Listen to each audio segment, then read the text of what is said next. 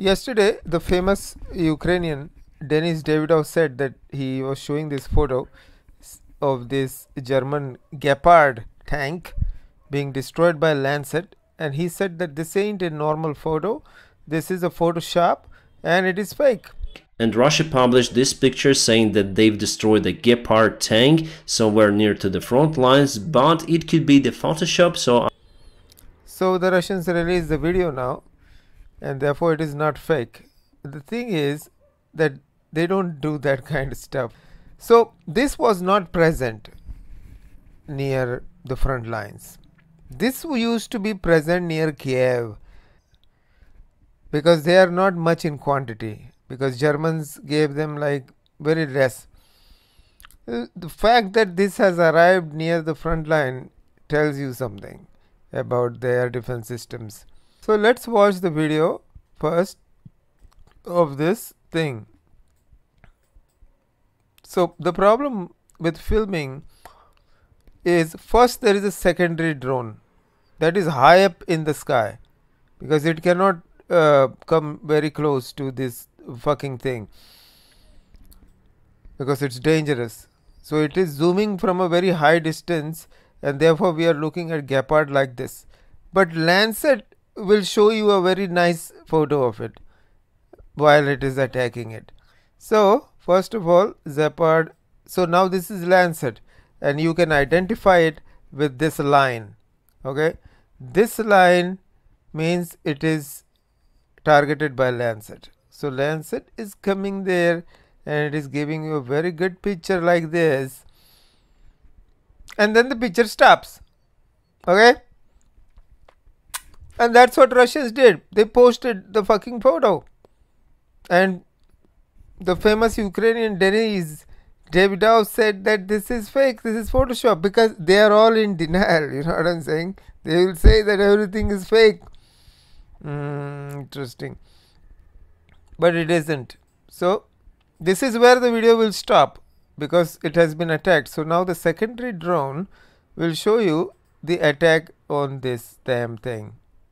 Okay, so the secondary video will show you how this is taking photos. Okay, this has a video camera on it, the Lancet.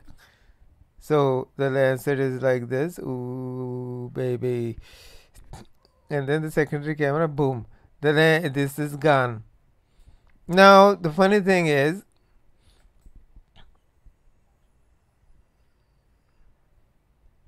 this is ZU-23. This is ZU-23. Okay, it's a ZU-23. Let's understand what ZU-23 is. There is no reason to attack this ZU-23, but Russians are targeting just anything now. You know, any type of air defense. This is not an air defense system, but nevertheless, Lancet is thinking that maybe it could pose a threat for our quadcopters or smaller drones. So it is targeting this, and these people are firing at it. It's crazy.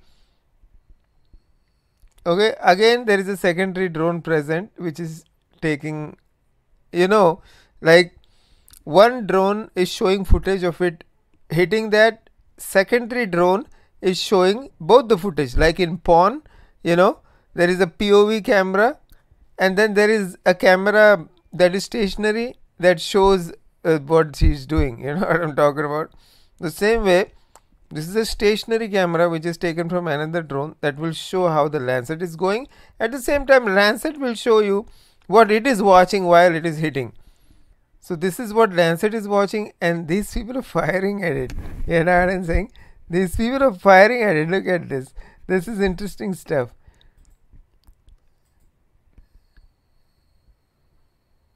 They need to change the color of Lancet from white to a camouflaging color, because it's so white that it is very visible, but I have never seen any Lancet getting destroyed, not one. The Ukrainians run, and this is what you will see, that the soldier that is firing this 2-3 soldiers here, you know, this is a Zu-23. I will show you what this is. And there are soldiers standing here. There is no protection. Absolutely no protection in the Zu-23. It is from the Second World War. Zu-23 is a anti-aircraft gun from Second World War. Look at how it is firing. With people. So it attacked it, and this guy made out of it, and then you will see this guy then laying on the floor.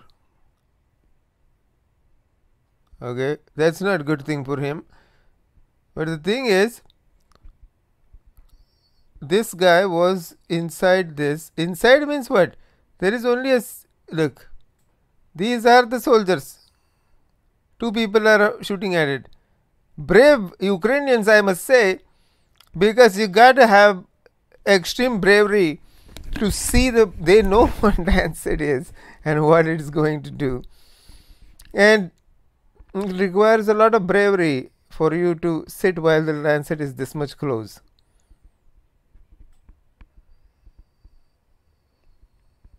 And as you can see, now he will get out of there and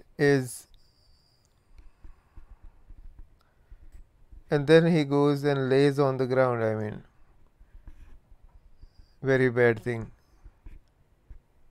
So this guy is injured, because I will tell you what Zu-23 is. They were not effective against jet fighters.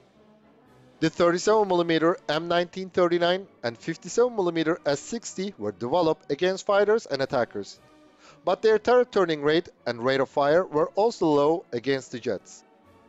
The 12.7mm and 14.5mm light anti-aircraft guns had a high turret turning rate and a rate of fire, but their effective range and altitude were not sufficient. So, in 1954, the Soviet Army demanded the development of a new anti-aircraft gun. The result was satisfactory, so the serial production of the new anti-aircraft gun, now called Zu-23-2, began in 1960. It became operational in the same year. The Zu-23-2 became popular in the Eastern Bloc instantly. Approximately 140,000 units have been produced in the Soviet Union. So this is the Zu-23, which is the Zu-23, and if you see that these people are just sitting there, so if any explosion happens, the Lancet came and exploded doom at his shoe, like here, and then it has all this. So as you can see, this Zu-23, whatever, the soldiers do not have any protection against anything. Okay, and these were firing at the Lancet, and Lancet came and boom. So there is no protection for the soldier if an explosion occurs next to them, and that is what happened. The Lancet drones also target the Ukrainian artillery. That is why our guys put the net over the artillery systems. You can see it over here. And there was no need for Lancet to target these, but these are the only air defense system now remaining. So Lancet thought that, hey, you know what, why have them? All these Lancets at the price of just one caliber missile. You get thousands of Lancets. So why even keep these things there? Let's just annihilate all these air defense systems. But sir, this isn't an air defense system. Yeah, but it was in 1950s, isn't it? And it could target our quadcopters or something. You never know that someday this might be a problem. So I'm going to destroy these also. So now there are no artillery systems, no M109s, they are all gone. No artillery whatsoever near the front line. M777s, M109 Americans, and no Peon, no D30, all the artillery is gone. Unfortunately, we have the bad news. Ukraine lost several of the S-300 systems. Russia launched the Lancet drones. Those are very effective. They have the huge range and are not so vulnerable against the interference of the counter-radar systems. So today they targeted S-300 systems, at least 2 of them. And I wonder why those were put so close over here, and still the range of the drone is around 50 kilometers. So is it necessary to put our air defense systems that close to the front lines? All the air defenses is gone. Okay, no S-300, no this, no Buck system, nothing. No Grad rocket trucks. It's all gone. In the end, when they destroyed the remaining S-300, it did not even had rockets inside it, like I showed you. The Lancet attacks and there is no explosion because the fucking canister is empty. It doesn't have rockets. So then it attacks the other one, and that had canisters rocket inside it, like the S-300 rockets inside that rocket of S-300, and therefore there is an explosion. Then one is walking around and Lancet attacks it. No canisters, I mean nothing is present inside. It's an empty canister, no S-300 missile in it. So Russians are watching it and they are saying, yeah, the leaks are true, isn't it? So all these air defense systems are destroyed by Lancet. Like I said, the Lancet does only one job. If there are Ukrainian soldiers standing there, it does not target them. If there is a Ukrainian tank there, it doesn't target it. It just completely ignores it. When it sees an artillery system, it attacks it. When it sees a Ukrainian radar system, it attacks it. And when it sees a Ukrainian air defense system, it attacks it. So it has a very specific role. As far as the tanks are concerned, I don't know what happened to them. You don't see them. 1 or 2 tanks here and there. Maybe the ATGMs are taking care of the tanks. Yeah, that could be the case. But because of this Lancet thing, now Ukrainian have exposed themselves to the Russian Air Force and the aerial bombing. The Western media would not even talk about Russian aerial bombings of the 500 kilogram, 1000 kilogram, 1500 kilogram bomb.